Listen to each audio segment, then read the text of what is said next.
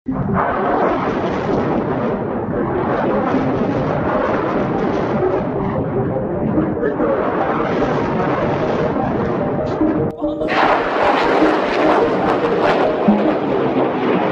Iron Dome Israel diserang roket perlawanan di Lebanon. Hizbullah tak hanya menargetkan baterai Iron Dome, lokasi tentara Israel juga menjadi target serangan. Serangkaian serangan diluncurkan Hizbullah menyasar posisi-posisi penting militer Israel. Pada Kamis 8 Agustus 2024, perlawanan menembakkan beberapa salvo roket ke arah Al-Jalil Barat yang diduduki. Dikutip dari Al-Mayadin, roket disebut menghantam area antara Silomi dan Naharia.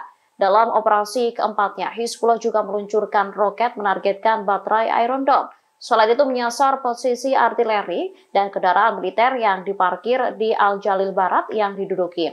Serangan itu terjadi sebagai respon terhadap agresi Israel terhadap kota Doir.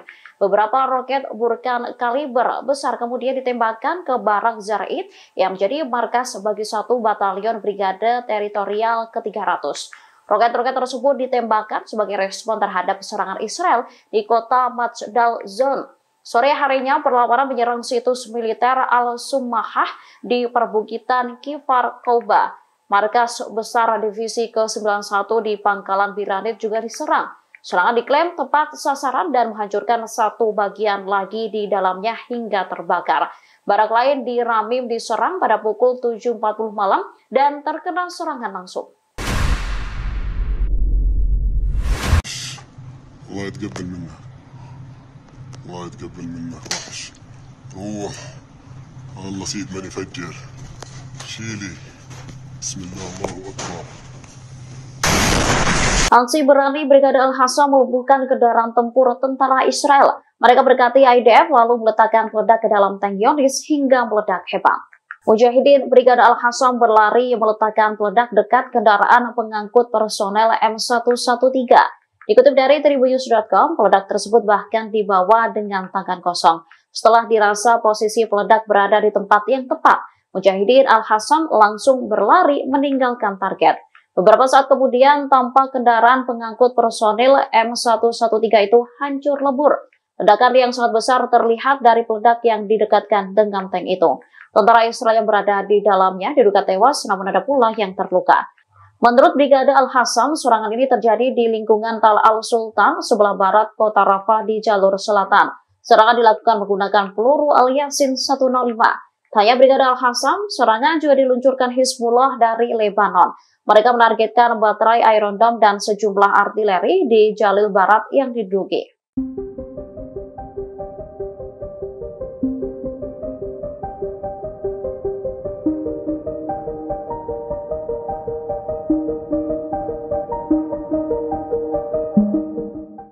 Sebuah kapal yang berlayar di selatan Mocha, Yaman diserang. Operasi perdagangan maritim Inggris menyebut serangan dilancarkan dari 2 perahu kecil. Dikutip dari Al-Mayadin, serangan dilakukan pada Jumat 9 Agustus 2024. Menurut OKMTO, sebuah RPG dan rudal meledak di dekat sebuah kapal yang berlayar 45 nm. Mereka menyebut 2 perahu penyerang itu masing-masing membawa 4 orang yang mengenakan jas hujan putih dan kuning. Sementara perahunya berwarna hitam dan putih. UKMTO memastikan kapal dan awaknya dalam kondisi selamat. Kapal yang belum diketahui asalnya itu melanjutkan perjalanan ke pelabuhan berikutnya. Insiden itu saat ini tengah diselidiki oleh pihak berwenang. Sebelumnya pada Kamis 8 Agustus, Komando Amerika Serikat mengklaim berhasil menghancurkan 2 rudal jelajah anti kapal dan sebuah kapal permukaan tak berawak di Laut Merah. Rudal-rudal itu diduga diluncurkan oleh Angkatan Bersenjata Yaman. Selain itu mereka juga mengklaim menghancurkan stasiun kontrol darat yang terletak di wilayah yang dikuasai Sanaa di Yaman.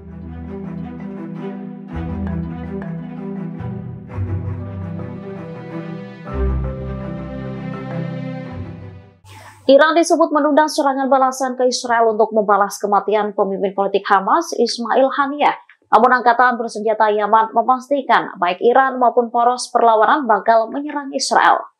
Pernyataan ini disampaikan oleh pemimpin kelompok Houthi Yaman, Abdul Malik al-Houthi. Menurut Abdul Malik, keterlambatan serangan balas dendam Iran dan poros perlawanan adalah masalah taktis untuk mengubahnya menjadi respon yang efektif. Pasalnya pembunuhan terhadap Haniyeh dan Komandan Senior Hizbullah Fuad Shur telah mempengaruhi seluruh wilayah. Malik kembali menegaskan serangan balas dendam terhadap Israel tidak bisa dihindari.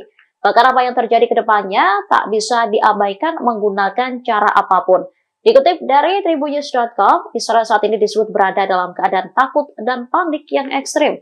Yunis dinilai telah mengetahui bagaimana dampak serangan poros perlawanan ke negaranya. Sebelumnya beredar kabar jika Iran menunda serangan apapun ke Israel.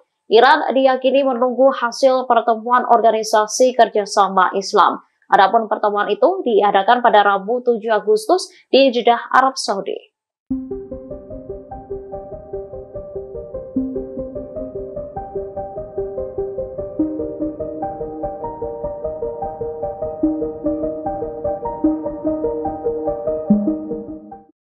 Presiden Belarusia Alexander Lukashenko mengecam keterlibatan Amerika Serikat dalam konflik Timur Tengah.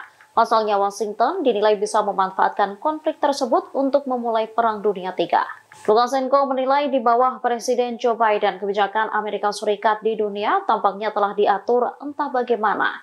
Negara yang menjadi teman atau musuh telah ditetapkan. Dikutip dari tribunnews.com, Amerika Serikat disebut perlu melancarkan semacam perang demi perubahan rezim. Ia menegaskan bahwa dirinya tidak terlibat dalam propaganda menentang Amerika Serikat atau beberapa sekutu tradisional negara CIC lainnya. Namun Presiden Belarusia ini menyebut perlu untuk membangun hubungan dengan siapapun. Diketahui hingga saat ini Amerika Serikat telah memberikan dukungan penuh ke Israel sejak konflik pecah pada 7 Oktober 2023. Negara pimpinan Joe Biden itu bahkan sudah mengirimkan sejumlah bantuan. Bantuan itu berupa senjata militer maupun kendaraan tempur. Kini konflik Timur Tengah semakin memanas setelah pemimpin politik Hamas Ismail Haniyeh terbunuh. Israel sendiri diduga menjadi dalang serangan tersebut. Akibatnya, Iran, Hizbullah, dan militan Houthi Yaman bersumpah akan melakukan serangan balasan.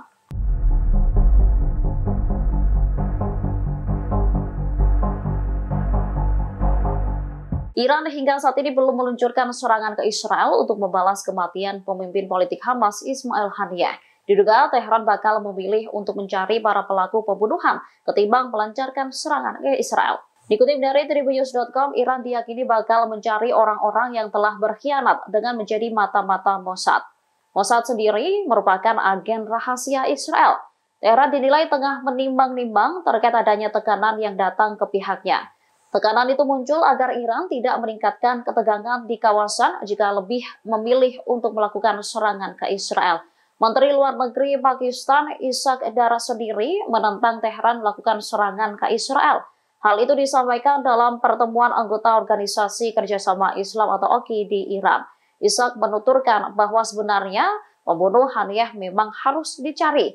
Akan tetapi negara Islam jangan sampai masuk perangkap Perdana Menteri Israel Benjamin Netanyahu untuk meningkatkan ketegangan di Timur Tengah. Download Tribun X sekarang, menghadirkan lokal menjadi Indonesia.